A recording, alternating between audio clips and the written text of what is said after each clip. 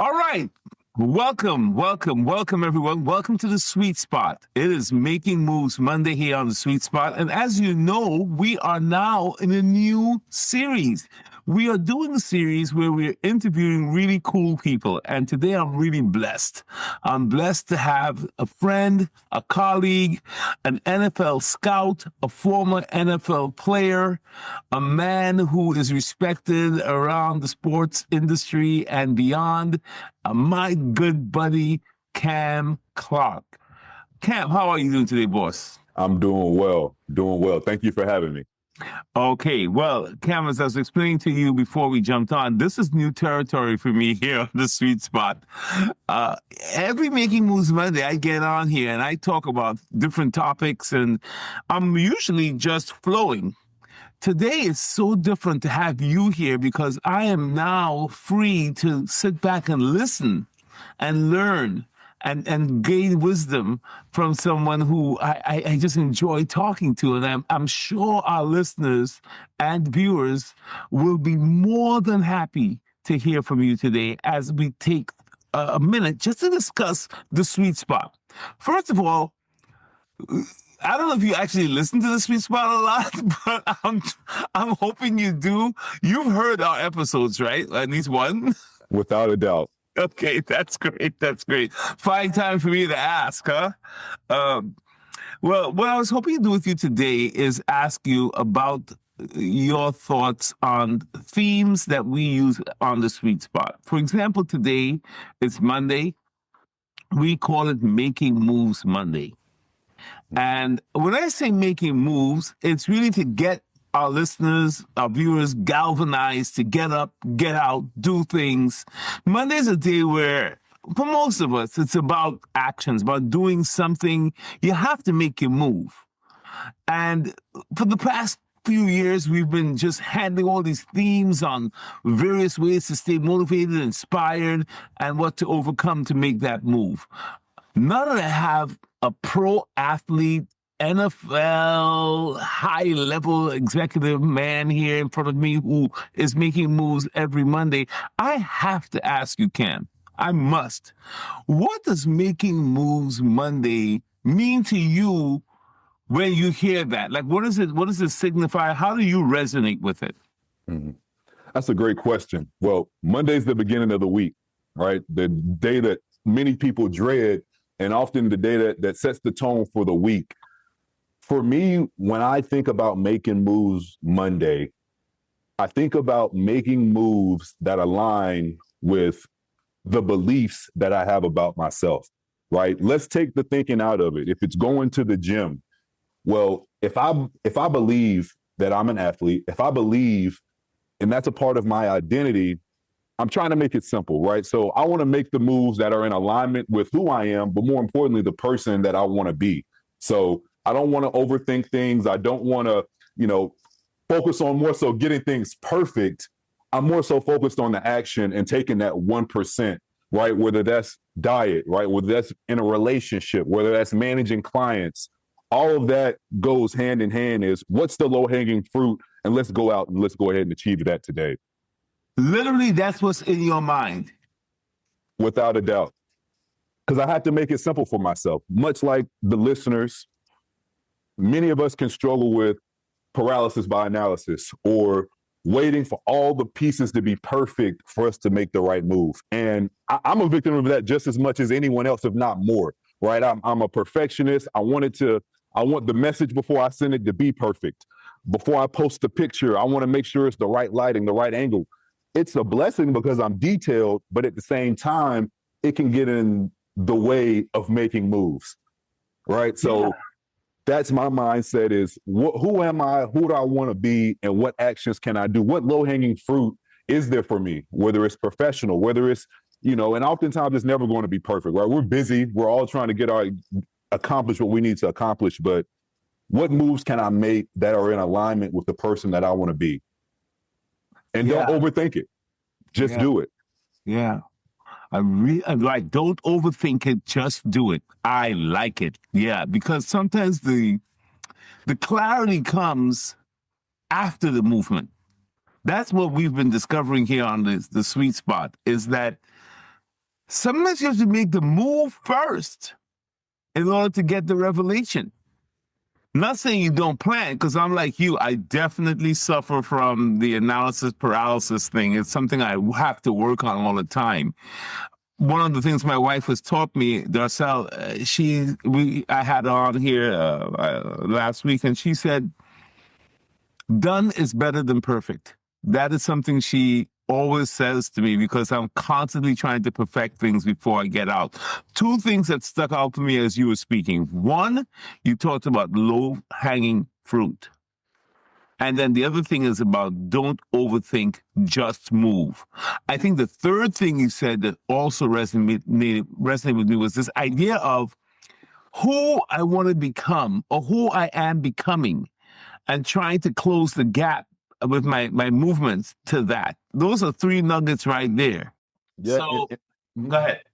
No, and I think when we talk about that third point in particular, we talk about making the moves that are in alignment with the person that you want to be. To me, that is, it's not about striving to be perfect. It's not about that at all. It's just, it makes it simple. It simplifies it, right? If I'm choosing for breakfast, do I want McDonald's? Do I want to eat the apple? Right? Well, who do I believe I am? And if I can remember who I am, that makes that decision easy. If I want to snooze my alarm, not go get that workout in, right? Well, if that decision, if I know who I am and I'm making my decisions based off of that and who I want to be, it makes that decision simple, right? If it's, we get you get a call from a client, right? Sometimes it's, well, what is this call going to be? Or whether it's a responding to an email, let's just go respond to it now. If I see myself as a timely person, I see myself as someone that's going to prioritize others that can drop what I'm doing and make someone else feel like what they're going through and what they're doing is the number one thing in my life. If that's who I strive to be, well, let's make the simple actions that can align with that. 100%. It's just super focused how you said that. So I guess for me, in the work that I do, it's about blocks and hurdles and challenges and obstacles as well, right? So you can have the best intentions in the world. Okay, it's Monday, making moves Monday. I'm going to get up and I'm going to go for it. But life happens. A challenge can hit, a limitation. Something can go wrong. I'm wondering in your calculus and your math, if that has ever happened with you, or what would you advise? How do you get past obstacles that could get in the way of making the move here on the Making Moves Monday? What would you say? That's a great question. I would say life happens and we have to do the best job that we can do to control the controllables. So if it's, I want to start waking up earlier and whatever it may be, I'm emphasizing, put a ton of emphasis on the mornings. You were talking about breakfast, we're talking about working out in the morning, we're talking about the mornings, but because that's the beginning of the day. But if that is the goal, what can I do the night before? If it's laying out that outfit, if I know majority of the time, if I wait until 8 p.m. or 8 a.m. to get going or to start trying to make whatever, if I let the day dictate what's going to happen, I'm always going to be at the mercy of the day. So I think main thing is controlling the controllables. And you talked about as well the hurdles, the calculations that didn't come up the night before when you said that you were going to go and do this the next day, when you were in that moment and it all felt, you had prophesized it and you wrote it down and said you were going to do it, felt like you almost had accomplished it. Well, now there's a whole nother set of circumstances, right? So it's controlling the controllables and understanding that we don't control everything. And just because you had planned to do it, it might not be in the order that you might not get those things done in the order in which you wanted to, but it's okay. Well, let's say something comes up for in your line of work, whether it's a client or having to go check on a team and whatever you might have wanted to focus on the sweet spot more that day. Well, had to go to the Knicks, had to go to the Jets, had to do all these other kind of type things. What can I do still to where I can check that box and say I took a small step in that direction? And sometimes it might be rescheduling it to that next day. But I think half of the battle is having the right intentions and being able to have the stick-to-itiveness. I love that word, the stick-to-itiveness to say that, okay, well, I had the plan for this and it didn't work that way today. But being able to say steadfast and saying, okay, well, I'm going to go out and set the same goal tomorrow, right? And I'm going to plan even better. And I'm going to game plan and brainstorm an even better way to where I can attempt to control the controllables even better. And what we can't control, we have to let go of at the end of the day. So letting go is also a part of this. It's not just about planning. It's being able to be flexible, to let go of your plan, to adapt. If I'm listening to you carefully, like part of making a move is also having an adaptive response pattern where you can adapt, still have your plan or whatever, but adapt. Without a doubt. Controlling the controllables. Mm-hmm. I'm Mm-hmm. sure you could relate, or the listeners, sometimes you get in bed at night and you start thinking of all the things that you wanted to do this day that you didn't accomplish. And it's like, it can be a bit overwhelming just thinking of the daunting task. And if I would have did it today, it would have been much easier to do it tomorrow. Whatever task we may have. But it's not time to get up and go do those things right now when you're in bed and you're thinking about them. It's time to plan and time to move forward. So I truly believe in the saying is how much you let go of determines how far you can go. That's so true because when I'm pushing, sometimes I push it, go past midnight, and it's never good when I want to squeeze another 2 hours out of the day, right? So I'll go to bed at 2 a.m. instead of being in bed by 12 or 11 or 10 because I'm just trying to grind and get more done and get more done. But then the price I pay because I'm not letting go, to use your term. I didn't let go of the day and prioritize my sleep and my rest and my recovery. I kind of enter into the next day on 4 hours of sleep or 5 hours of sleep, and I'm paying the price. I'm paying it in different ways.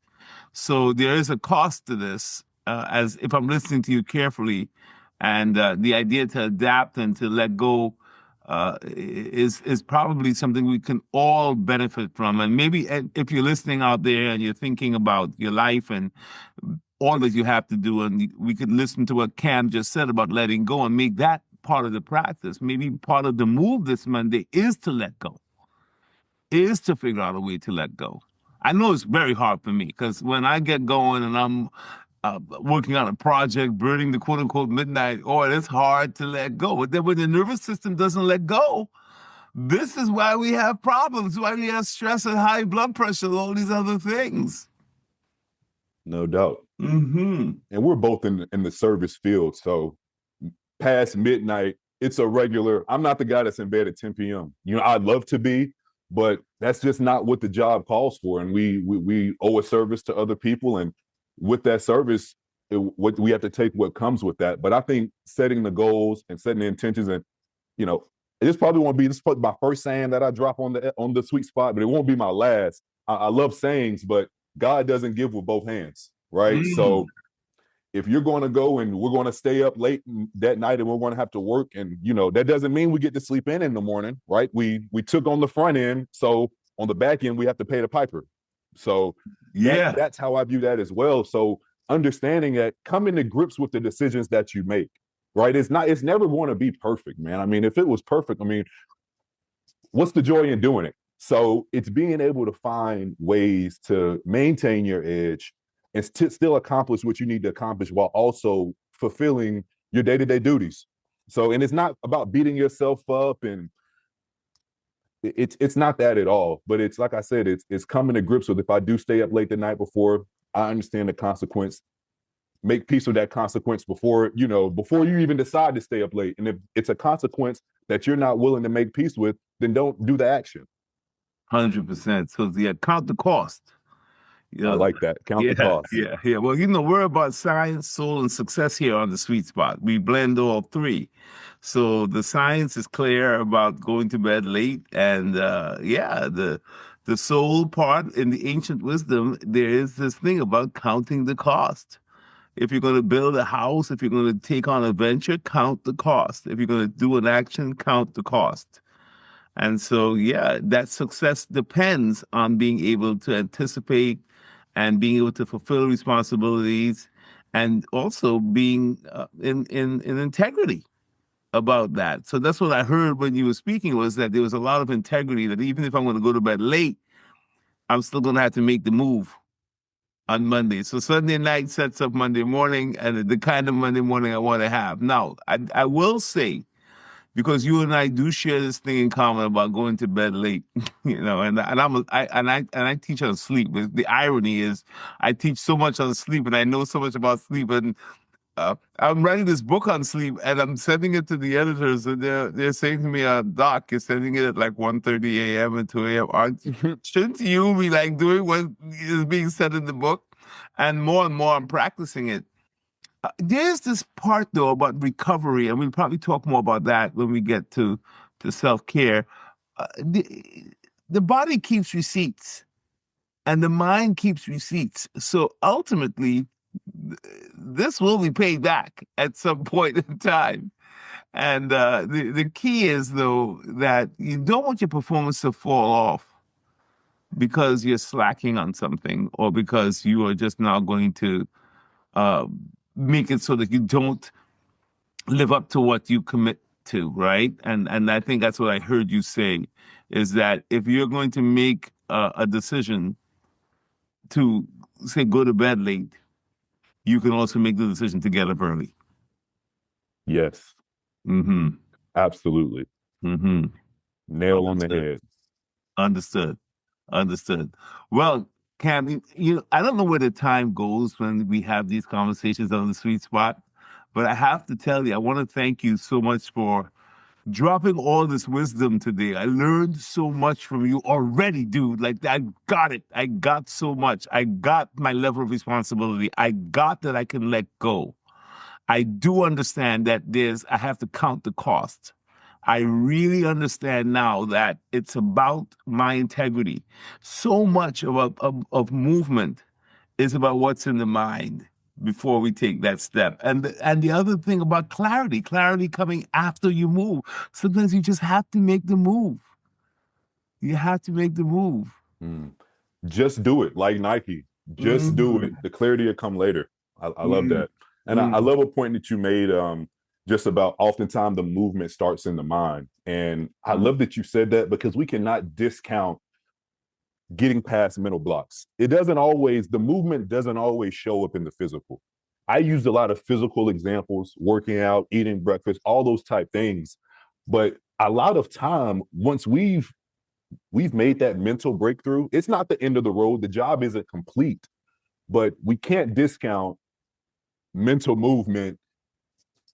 It's just as important as physical, if not more. mm-hmm. Yeah, yeah. It's the mind body spirit connection, man. It's all working together. And that's why conversations like these on the sweet spot are important. And I'm so glad that now I am speaking to other beings like yourself to gain wisdom and to get more clarity and get direction. And this was powerful today. This was Making Moves Monday. We're on the sweet spot. Cam, you're going to be with us all week long. And I know listeners out there are probably saying, wow, where did Dr. Sweet find this dude? And I have to tell you, it's a God send to know you, Cam. And I'm grateful that you're not only a friend, but a colleague and a partner in debate. And really, what's happening here is that souls are connecting, energies are connecting, and the world is beginning to see, I think, the power, the sheer power that exists between us as we begin to expand our conversation into the universe. Thank you so much. Thank you. Grateful for the opportunity, Doc. Absolutely. So we'll see you tomorrow for Take Action Tuesday. Absolutely. Let's do it. All Look right, forward to being boss. back. All right. Thank you. Thank you.